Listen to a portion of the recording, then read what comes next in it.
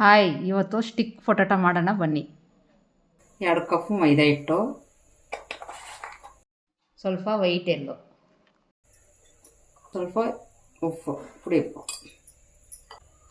ನೀರು ಹಾಕಿ ಕಳ್ಸ್ಕೊಳ್ಳೋಣ. ಚಪಾತಿ ಹಿಟ್ಟು ಹೆಂಗೆ ಕಳಿಸ್ತೀವಿ ಹಂಗೆ.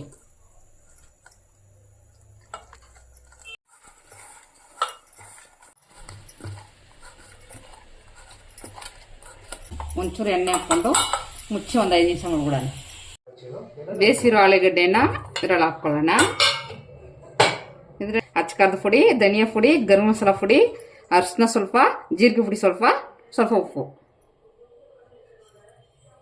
ಒಂದಿಷ್ಟು ಮೈದಾ ಹಿಟ್ಟು ಎಲ್ಲ ಹಾಕಿ ಕಳ್ಸ್ಕೊಳ್ಳೋಣ. ಕಳ್ಸ್ಕೋಬೇಕು. ಆವಾಗಲೇ ಚಪಾತಿ ಹಿಟ್ಟು ಕಳ್ಸಿ ಮಾಡ್ಕೊಂಡಿದ್ದೀವಲ್ಲ, ಅದು ಸ್ವಲ್ಪ ಎತ್ಕೊಳ್ಳೋಣ.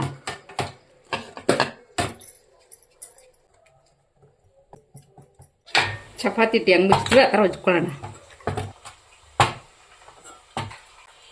ಇವಾಗ ಇಲ್ಲಿ ಆಲೂಗಡ್ಡೆ ಐತಲ್ಲ ಕಳ್ಸಿ ಮಾಡಿಗಿರೋದು, ಅದನ್ನೇ ಇದಕ್ಕೆ ಹಾಕ್ಕೊಳ್ಳೋಣ.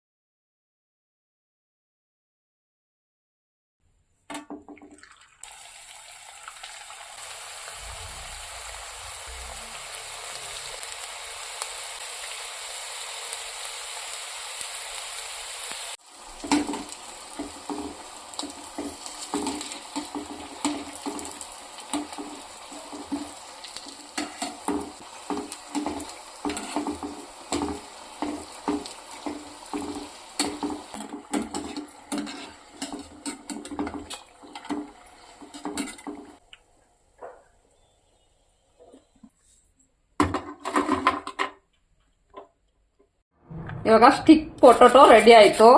ಮಳೆಯಿರೋ ಮಕ್ಳಿಗೆ ಕೊಡ್ರಿ, ಇಷ್ಟಪಟ್ಟು ತಿಂತಾರೆ.